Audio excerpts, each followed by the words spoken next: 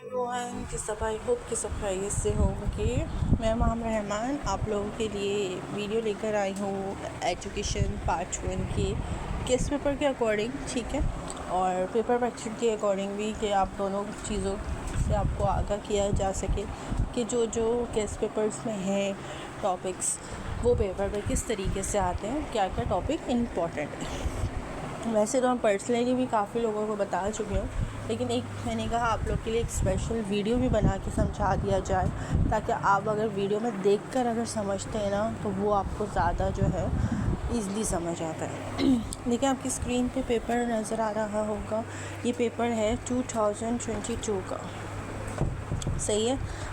मैंने पुराना पेपर निकाला है, बट ये एडीए का ही पेपर है, और पेपर आपको समझा रही हूँ कि किस तरीके से पेपर आएगा। अब जैसे कि आप लोग को नज़र आ रहा होगा, मैं थोड़ा सा जूम कर देती हूँ। यहाँ पे आपको सेक्शंस में नज़र आ रहे हैं। हर सवाल में सेक्शन है। सवाल नंबर 1 में अलिफ पे यानी ए बी, सवाल नंबर 2 ए बी, सवाल नंबर 3 ए बी। इस तरीके से आपको क्वेश्चन करने होते हैं।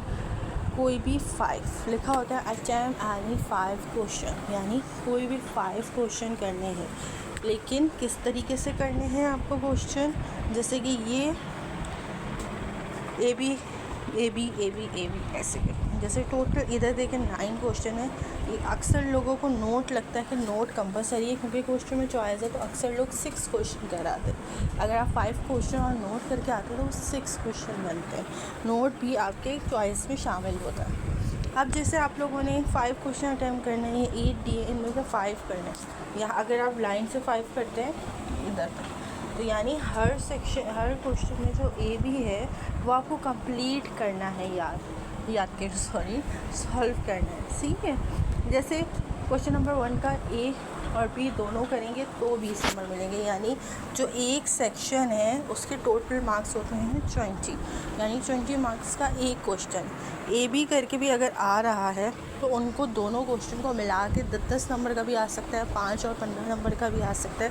वो किस तरीके से आएगा वो भी बताती हूँ, बट ये है कि दोनों क्वेश्चन को मिला के आपके 20 मार्क्स बनते हैं। अब ये नहीं क्वेश्चन नंबर 1 आपने कर लिया, उसका बी कर लिया, क्वेश्चन नंबर 2 का ए कर लिया, तो आपके यूँ करके आपका 2 क्वेश्चन हो गए, आपको 20 नंबर मिलेगा। नहीं, आपका अगर पूरा ये सेक्शन कंप्लीट होगा, यानी ए बी दोनों आप क्वेश्चन अटेम्प्ट करेंगे, तो आपको 20 में से मार्क्स मिलेंगे। अब देखें, इसमें ना इस पेपर में मार्क्स नहीं लिखे हुए, वरना मैं आपको दिखा के समझाती, लेकिन आपको नॉर्मली समझाती हूँ। जैसे कि फर्स्ट क्वेश्चन है, एक अच्छे उस्ताद की 10 खूबियाँ बताएं। यानी इसमें लिखा हुआ है कि 10 खूबियाँ बतानी है। अब आपकी मर्ज़ी है, आप हेडिंग्स के साथ डिफ़ाइन करें, आप पॉइंट्स के साथ एक्सप्लेन करें, लेकिन 10 बतानी है, तो यानी ये 10 नंबर का आंसर है, ठीक है। तो 10 नंबर के हिसाब से ज़रूरी नहीं है सिर्फ एजुकेशन में ही, कोई भी सब्जेक्ट का अगर कोई 10 नंबर का क्वेश्चन आता है, तो 10 नंबर के हिसाब से आपको एक क्वेश्चन जो है वो 2 या 2.5 पेजेस तक एटलीस्ट जाना चाहिए।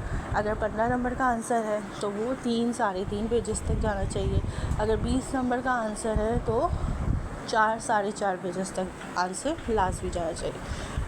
अगर 10 नंबर का आंसर है तो उसमें 5 to 6 हेडिंग्स होनी चाहिए। अगर 15 नंबर का आंसर है तो 7-8 हेडिंग्स होनी चाहिए, एटलीस्ट 7, ठीक है। अगर 20 नंबर का आंसर है तो 10 से 12 होने चाहिए। लेकिन अक्सर क्वेश्चन ऐसे होते हैं जिनकी हेडिंग्स कम होती है, लेकिन एक्सप्लेनेशन इतनी होती है कि 4 साढ़े 4 तक पेजेस चले जाते हैं। बट स्टूडेंट्स के माइंड में होता है कि टीचर ने कहा था कि 20 नंबर के हिसाब से आपको 10 से 12 हेडिंग करनी है, अब इसमें तो हेडिंग्स कम है, तो इसलिए उनको क्लियरली बता दूँ कि हेडिंग्स अगर कुछ इस टॉपिक की कम होती है, लेकिन उनकी एक्सप्लेनेशन ज़्यादा होती है, ठीक है। ये लाजमी नोटिस कीजिएगा। अच्छा, तो ये बात हो गई सारी। अब जैसे इसी का क्वेश्चन भी है कि मौजूदा हालात में उस्ताद और तालिब इल्म के माबैन ताल्लुकात की अहमियत बतानी, यानी इनके रिलेशन के बारे में बतानी, इनकी अहमियत बतानी है, तो ये भी 10 नंबर का ही है। तो आपने एक्सप्लेन 10 नंबर के हिसाब से, यानी 2 या 2.5 पेजेस तक ही एटलीस्ट लिखना है, उससे ज़्यादा नहीं। क्योंकि अगर आप ए बी करके करते हैं, ए बी करके अगर आप क्वेश्चन करते हैं, तो ये टोटल 10 क्वेश्चंस बनते रहते हैं। तो 5 क्वेश्चन होते हैं, लेकिन ए बी करके उनके डबल होते हैं, तो आपके 10 क्वेश्चन बनते हैं, ठीक है। अब ये आपको समझ आ गया पेपर किस तरीके से, नोट कंपलसरी में नहीं होता, नोट भी क्वेश्चन के अंदर चॉइस भी शामिल होता है। अब चलते हैं हम गेस्ट पेपर के अकॉर्डिंग।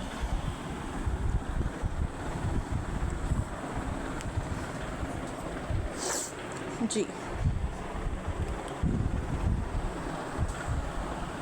आपने ये देखा हो तो मैंने स्टार्टिंग से ही गेस्ट पेपर में इंक्लूड किया हुआ है, स्टार्टिंग से चैप्टर से, कोई नहीं बीच से नहीं स्टार्ट किया हुआ, बिल्कुल स्टार्ट से किया, ताकि अगर आप पेपर अगर मार्किंग भी करते हैं तो ईज़िली आपको समझ आ जाए। जैसे फर्स्ट क्वेश्चन है उस्ताद मौल्लम, यानी उस्ताद के नाम से भी आ सकता है उर्दू में और मौल्लम के नाम से भी आ सकता है, तो क्वेश्चन दोनों सेम है। शागिर्द के नाम से भी आ सकता है, तलबा के नाम से, ये भी दोनों टॉपिक सेम है। इंग्लिश में तो चलो एक ही लिखा होता है, लेकिन उर्दू में थोड़ी चीज़ें चेंज होती हैं और अक्सर स्टूडेंट को उर्दू में इतना ख़ास आता नहीं है, तो वो इतना नोटिस नहीं कर पाते और समझते हैं कि शायद कुछ और है।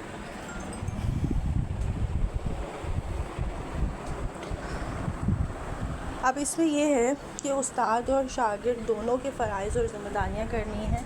अब जैसे कि आपको पता है ए बी करके क्वेश्चन आ रहा है, अगर ये क्वेश्चन इस तरीके से आ जाए कि उस्ताद के फ़राइज़ बताएं, या अगर उस्ताद के फ़राइज़ और ज़िम्मेदारियाँ दोनों आती हैं, तो यानी आपने हाफ़ ऑफ करनी है, यानी 1.5 या 1 पेजेस में ही इतना आ जाए कि एक में ज़िम्मेदारियाँ आ जाएँ और 1 या 1.5 पेज में फ़राइज़ आ जाए। इतना डिटेल में नहीं जाना, क्योंकि डिटेल में है ये कॉपी मतलब बुक्स वगैरह में, तो इतना डिटेल में नहीं जाना। अगर अलग अलग आएगा तो ज़ाहिर है थोड़ा डिटेल में जाएंगे, अगर दोनों एक साथ आते हैं तो मैक्सिमम जितना आप लिख सकते हैं 2.5 पेजेस में उतना लिखिए। उस्ताद मौल्लम के खुसूसियात भी बतानी है, ठीक है। ये दोनों टॉपिक अलग अलग आते हैं, उस्ताद की खुसूसियात अलग आते हैं, तलबा की अलग। और ये फर्स्ट चैप्टर हो गया, सेकंड चैप्टर हो गया, ये दोनों चैप्टर मोस्ट इम्पॉर्टेंट है। क्वेश्चन में तो आते ही आते हैं, नोट में भी इनके टॉपिक्स आते हैं, ठीक है।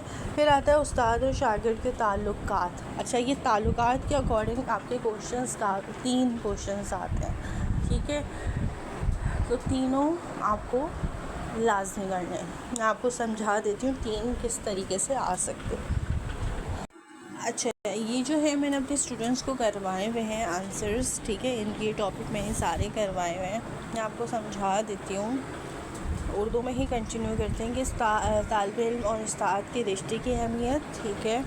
फिर आता है टॉपिक उस्ताद या उस्ताद और तालिब इल्म के रिश्ते पर असरअंदाज होने वाले अवामिल, ठीक है। फिर आता है तालिब इल्म और उस्ताद के रिश्ते में बिगाड़ के असबाब, ठीक है। इंग्लिश मीडियम में भी आपको थोड़ा सा समझा देते हैं। ये इंग्लिश मीडियम में ये इस टॉपिक में भी आ सकता है, ये पूरा आप देख लें, ठीक है। फिर इस तरीके से भी आ सकता है, एंड इम्पोर्टेंस वाला, सही है जी। तो समझ आ गया आपको। इसी की तरह सेकंड क्वेश्चन है निसाब की तारीफ़, निसाब की खुसूसियात, जदीद कदीम तसव्वुरात की खुसूसियात, तलबा और मसाइल मरकज़ की खुसूसियात, तदबीन निसाब और निसाब साजी के असूल। ये सब सेकंड चैप्टर के अंदर मौजूद है और मोस्ट इम्पॉर्टेंट टॉपिक है। अब जैसे इसमें लिखा हुआ है निसाब की तारीफ़, तो ये क्वेश्चन इस तरीके से भी आ सकता है कि क्वेश्चन नंबर 1 का ए जो है निसाब की तारीफ़ का आ जाए और क्वेश्चन नंबर बी जो है निसाब की खुसूसियात आ जाए। अगर ऐसे आया जैसे निसाब की तारीफ़ करें यानी डिफ़ाइन कुरिकुलम, तो यानी ये 5 मार्क्स है, 1 पेज में ही आपको एक्सप्लेन कर, ठीक है। उसके बाद जो उसका बी होगा वो 15 नंबर का है, समझ रही हैं। अगर ए में कोई डिफ़ाइन या डेफिनेशंस वगैरह आए या तारीफ़ें आएँ तो यानी वो 5 मार्क्स का है, और उसका जो बी है वो 15 मार्क्स का। इसी तरह थर्ड क्वेश्चन है सबक की मंसूबाबंदी से क्या मुराद है। सबक की मंसूबाबंदी के उसूल, हर्बर्ट की सबकी खाके की इक़दाम। ये देखिए टॉपिक सारे मैंने एक साथ लिखे हुए हैं, लेकिन टॉपिक पेपर में अलग अलग आते हैं, ठीक है। इसी तरह फोर्थ क्वेश्चन है मुअस्सर सवालात की खुसूसियात, सवालात की टेक्निक, मिसाली सवालात की खुसूसियात। ये भी मोस्ट इम्पॉर्टेंट है, ये क्वेश्चन में भी आ सकते हैं, नोट में भी आ सकते हैं। अच्छा, इसमें ये गेस्ट, वैसे तो मैं पर्सनली स्टूडेंट को बता चुकी हूँ जब मैंने ये गेस्ट पेपर पोस्ट किया था, क्योंकि ये गेस्ट पेपर बनाए हुए भी मैंने काफ़ी पहले ही अपलोड करना स्टार्ट कर दिए थे, क्योंकि मैंने कहा था कि मैं एक दफ़ा गेस्ट पेपर अपलोड कर दूँ, फिर मैं वीडियोस पे डिटेल में ईज़िली समझा दूँगी, ठीक है, क्योंकि फिर काफ़ी स्टूडेंट को गेस्ट पेपर का वेट होता है, उनको प्रिपरेशन करनी होती है। तो मैंने जल्दी से जो है ऑलमोस्ट सारे ही सब्जेक्ट के अल्हम्दुलिल्लाह पोस्ट कर दिए हैं, ताकि स्टूडेंट एटलीस्ट याद करना स्टार्ट करें।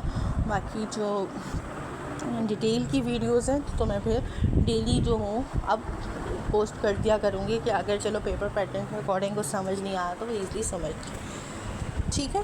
तो जैसे मैंने प्राइवेट में भी जब मैंने पोस्ट किया था, स्टूडेंट जब मांग रहे थे एजुकेशन के गेस्ट पेपर, तो मैंने उनको कहा था कि एक क्वेश्चन इस पर मिसिंग है, वो मैं लिखना भूल गई हूँ, और वो क्वेश्चन है कंप्यूटर की अहमियत, ठीक है, यानी इम्पोर्टेंस ऑफ कंप्यूटर।